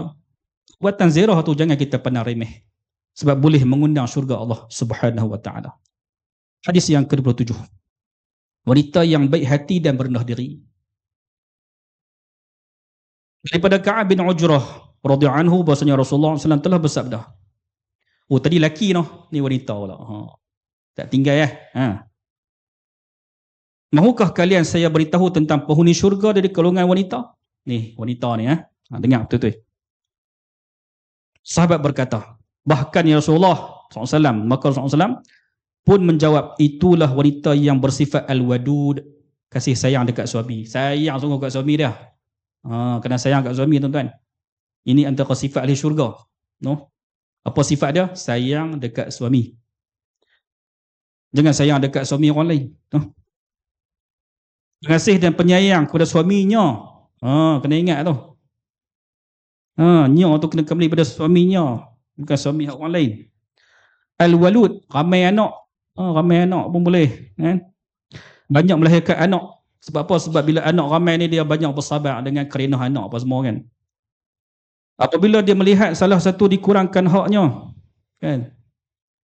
Maka dia akan berkata kepada suaminya, inilah tanganku di tangan engkau. Saya tidak dapat melelakkan mata kecuali setelah engkau redha denganku. Dia kalau dia buat salah, dia mengaku salah. Sebab perempuan ni tuan-tuan, dia susah nak mengaku salah, tuan. Dia buat salah lagu mana pun. Kan, tak tahulah dalam ni kan. Dalam ni mungkin dia pun mengaku salah. Kami salah Ustaz. Mengaku siap-siap kan. Itu tak apalah kan. Tapi kalau kita buat salah, mengakulah kesalahan tersebut. Dia rasa tak senang hati. Nak tidur pun tak boleh malam. Adakah laki aku ampunkan dosa aku? Sampai macam tu. Orang yang solehah terlagu tu lah tuan-tuan. Jadi kalau kita ada isteri yang macam tu, tandanya itu isteri kita ahli syurga. Dia taat kat kita, dia sayang kat kita. Lepas tu kalau dia buat salah sikit-sikit ya, dia sampai tak senang hati nak tidur. Memikirkan, laki ku redha ke tak? Sampai macam tu kali. Sampai dia minta kat laki dia, wahai laki kan, apa semua. Terasa kat hati dia Zat kan. Minta maaf lah. Dia akan minta maaf. Mudah minta maaf dekat laki dia. Tapi kalau kita jumpa seorang perempuan, isteri lah kan. Susah minta maaf ni. Salah lagu mana pun tak. Abang salah. Dia tak nak salah langsung kan. Tu dia. Mengaku dah. Dia mengaku dah. Saya tak kata apa. Dia mengaku sendiri. Oleh itu tuan-tuan, perempuan sekalian, kalau betul tak apalah kan. Perempuan sentiasa betul, mungkin dia betul lah kan. Tapi kalau ada buat salah, okey mengaku salah. Bukan kata semua hak benar yang kita buat tu betul belaka. Okey. Lelaki pun macam tu lah. Lelaki ni kadang dia tak salah pun dia kata, abang salah. Tak? Lelaki mudah mengaku tu kan. Baik, berjihad, hadis yang ke-28. Berjihad di jalan Allah Azza wa Jalla. Daripada Abs berkata, radhiyallahu anhu berkata, Rasulullah SAW telah bersabda, sesiapa yang kakinya berdebu di jalan Allah Azza wa Jalla, nescaya Allah Azza wa Jalla akan mengharamkan kedua belah kakinya memasuki neraka. Oleh demikian tuan-tuan, kita ni kalau keluar di jalan Allah Ta'ala, berjuang di jalan Allah Ta'ala, walaupun kita duduk dalam aircon apa semua ni, bukan ni berdebu ni cuma kadar bahasa apa, bahasa kiasan macam tu lah kan. Jadi maksudnya kalau kita keluar jalan Allah Ta'ala, berjuang demi Allah, demi agama Allah, maka Allah Ta'ala akan haramkan kedua belah kaki kita yang keluar tu untuk berjihad jalan Allah Ta'ala daripada api neraka. Itulah pentingnya. Kita nak buat apa pun, kita buat demi Islam. Bangunkan Islam. Kita tinggikan agama. Apa maksud tinggikan agama? Di mana-mana sahaja kita berada, kita kena sebarkan Islam, ilmu yang berkaitan dengan Islam. Kan? Kita kena sebarkan. Jangan kita simpan. Kan? Sebab ilmu tentang agama ni perlu disebarkan. Baik, hadis yang ke-29. Meninggal dunia semasa menuntut ilmu. Kita tengok, ada meninggal. Kan? Kita pun tak tahu kan. Sebab ajal ni milik Allah Ta'ala, kita tak tahu kita meninggal kat mana. Daripada Hasan bin Ali radhiyallahu anhu berkata, Rasulullah SAW telah bersabda, sesiapa yang meninggal dunia dalam keadaan menuntut ilmu, ketika mai daurah tu meninggal. Tapi tak ada lagi lah sesi kali ni kan. Tak ada lagi. Mungkin sesi akan datang, wallahu alam kan. Untuk menghidupkan Islam, maka antara dia dengan para anbiya hanyalah satu darjat sahaja di dalam syurga. Maksudnya orang yang menuntut ilmu ni tuan-tuan, pulun menuntut ilmu. Minal lahdi ila lahdiyan. Kita menuntut ilmu ni daripada buayan ke liang lahat. Macam tu. Bukan kata, saya dah tua, tak maulah menuntut ilmu. Tak, bukan lagu tu. Tua ke muda ke, kita kena tuntut ilmu. Biar kita mati tu dalam keadaan kita menuntut ilmu Allah Azza wa Jalla, tuan-tuan. Apa dia punya janji dia? Syurga Allah Subhanahu wa Ta'ala. Hadis yang ke-30. Mengajar ilmu agama. Daripada Abu Sa'id Al-Khudri anhu berkata, Rasulullah SAW telah bersabda, sesiapa pada waktu pagi dan petang. Pagi tak sihat. Lepas tu sampai petang ni, tu kita buat daurah ni tuan. Pagi, petang. Dalam keadaan mengajar ilmu agama. Pagi tadi baca hadis sepanjang masa. Memang agama saja. Maka dialah adalah ahli syurga. Punya ahli syurga tuan. Amin rabbal alamin. Oleh itu tuan-tuan, ini galakan kepada kita nanti ni, sebab kita dah belajar ilmu apa semua, Kita juga lepas ni kita juga mengajak orang. Pagi, petang jangan kisah tuan-tuan. No, biarlah kita penat sekalipun, tetapi Allah Taala menjanjikan syurga kepada kita tuan-tuan. No? Hadis yang ke-31. Yang baik tutur kata dan sentiasa qiyamul lail. Daripada Sayyidina Ali radhiyallahu anhu, Rasulullah SAW telah bersabda, sesungguhnya di dalam syurga terdapat bilik-bilik yang dapat dilihat luarannya. Dari dalam nampak jarang. Orang Kedah kata jarang. No, nampak habis. Dan dalamannya dari luar, seorang Arab Badui bertanya, untuk siapakah bilik-bilik itu ya Rasulullah? Baginda pun bersabda, untuk mereka yang baik dan sopan dalam percakapan, selalu menjamu orang dengan makanan, berpuasa sentiasa dia dibiasakan, dan bersolat di malam hari, maka manusia sedang ketiduran. Maksudnya tuan-tuan, kita buat baik, cakap baik, lepas tu kita solat malam jangan tinggal, lepas tu kita buat solat sunat dan sebagainya, puasa sunat dan sebagainya. Jadi orang macam ni memanglah akan dimasukkan syurga oleh Allah Subhanahu Wa Taala. Galakkan kita membuat kebajikan. Hadis yang ke-32. Dermawan suri rumah dan pembantu rumah. Daripada Abu Hurairah radhiyallahu anhu bahawa Rasulullah SAW telah bersabda, Allah Azza wa Jalla akan memasukkan 3 orang ke dalam syurga disebabkan sedekah sesuatu roti atau segenggam buah, tamar atau apa saja yang ada pada manfaatnya kepada fakir miskin, iaitu orang yang menyuruh supaya makanan itu disedekahkan suami, isteri yang memasak makanan itu, dan pembantu yang menyampaikannya kepada si miskin. Oleh itu tuan-tuan, semua yang terlibat dengan sedekah, kita akan katakan suami yang bagi sedekah, tapi yang masak tu isteri, semua dapat pahala tuan-tuan. Jadi walaupun kita bukanlah yang cara langsung bersedekah, tapi kitalah penyebab kepada makanan itu tersedia, kita juga akan dapat pahala. Pahala sedekah. Hadis yang ke-34. Membesarkan dan mengagungkan Allah Azza wa Jalla. Sebab ke-4 dah tuan-tuan. Saja nak test kan, kokolah ada yang mengantuk kan. Kalau kita langkau pun kan sedap pun kan. Hadis yang ke-33. Yang melaksanakan ibadah korban. Saya baca terjemuh hadis tu lah. Sesiapa berkorban dengan jiwa yang lapang demi menuntut keridaan Allah Azza wa Jalla, maka korban itu akan menjadi benteng yang melindunginya daripada api neraka. Boleh tuan-tuan? Kalau kita ada duit, kita buat korban. Walaupun satu tumpuk, tak apa dah. Kalau kita nak buat untuk anak kita, habang dekat anak kita ni, ayah nak buat korban untuk hang. Habang dekat dia, jangan tak habang. Itu antara syarat untuk kita buat korban untuk orang lain. Kena habang dekat orang tersebut. Hadis yang ke-34. Membesarkan dan mengagungkan Allah. Sesiapa yang ingin bersaudaranya bersumpah sedangkan dia mengetahui bahawa saudaranya ini pendusta, lalu dia tinggalkan keinginannya kerana kebesaran Allah Azza wa Jalla, maka wajiblah baginya syurga. Oleh itu tuan-tuan, kalaulah kawan kita tu nak bersumpah sedangkan kita tahu kawan kita ni jenis pembohong kan, lalu kita kata hang tak apalah, hang tak usah sumpah lah kan, tak apa, aku nak jaga nama Allah.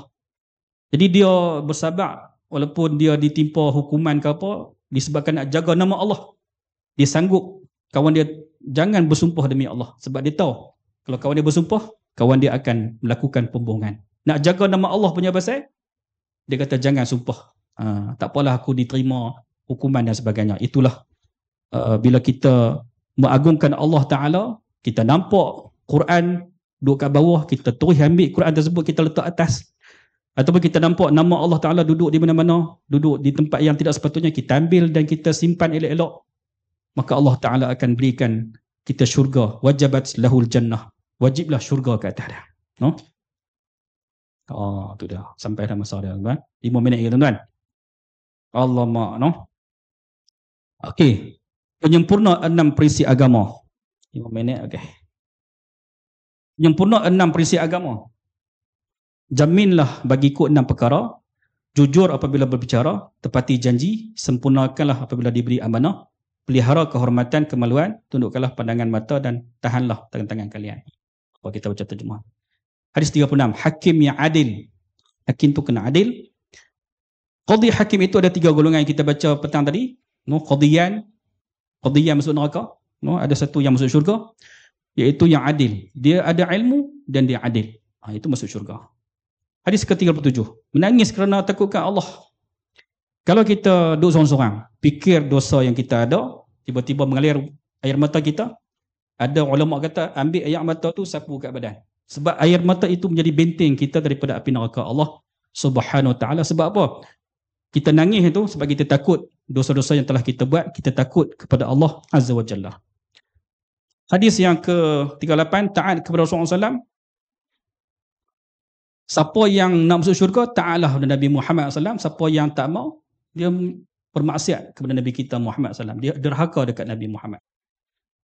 Hadis ke-39, cepat sungguh.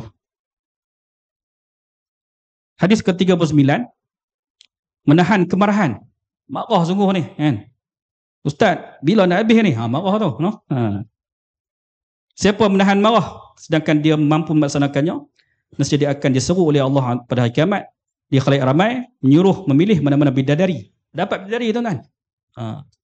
Dalam syurga nanti, okey? Kita tahan marah, jangan duk marah kat orang. Hadis ke-40. Amin ya rabbal alamin lah. Hadis ke-39, hadis apa? Ada ke 40? Oh, ada kat belakang noh. Lepas amin tu ada lagi noh.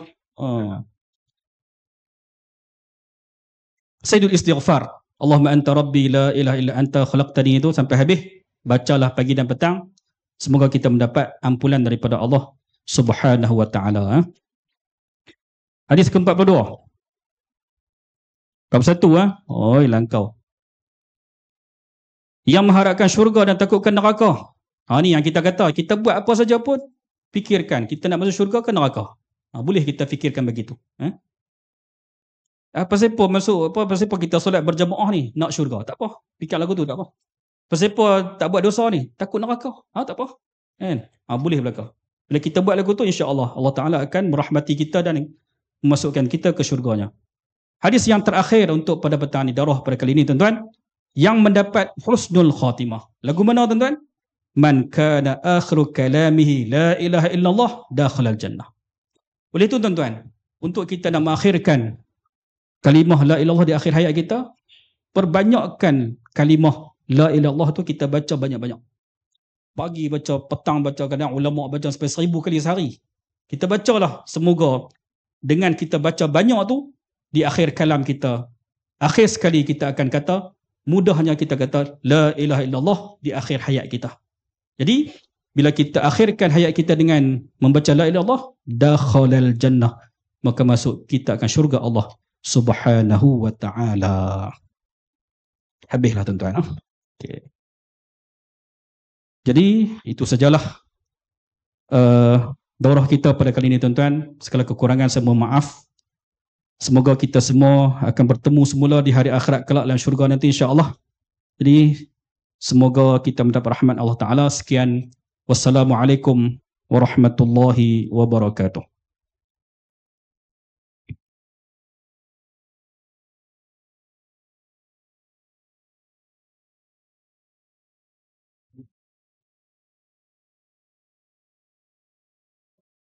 Bismillah. Alhamdulillah. Majlis merakamkan setinggi-tinggi penghargaan dan terima kasih kepada yang berbahagia Dr. Muhammad Mursyidi bin Muhammad Nur di atas perkongsian sebentar tadi. Hadirin hadirat yang dirahmati Allah sekalian, dengan ini berakhirlah sesi pembentangan kita pada hari ini. Majlis menjemput yang berusaha Al-Fadhil Ustaz Saiful Nizam bin Makjan untuk menyampaikan cenderamata. Falyatafaddal ma'jura. Oleh itu dipersilakan yang berbahagia Dr. Muhammad Mursyidi bin Muhammad Nur untuk menerima cenderamata.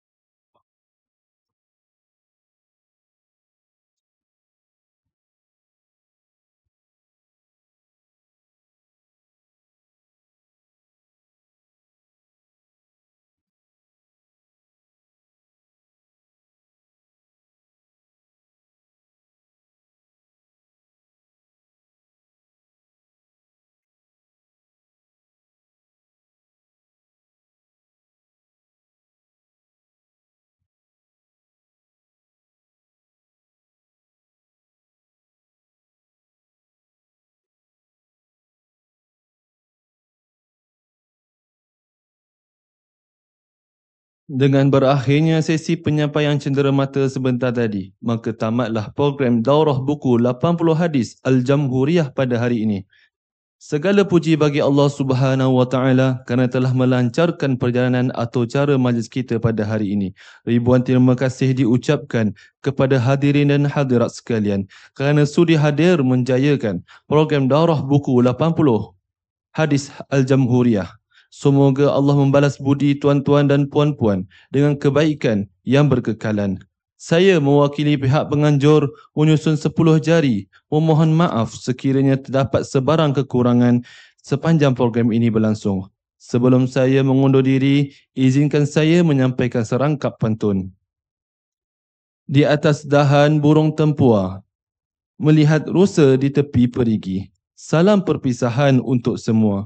Di lain masa bersua lagi. Majlis ditangguhkan dengan tasbih kafarah dan surah Al-As.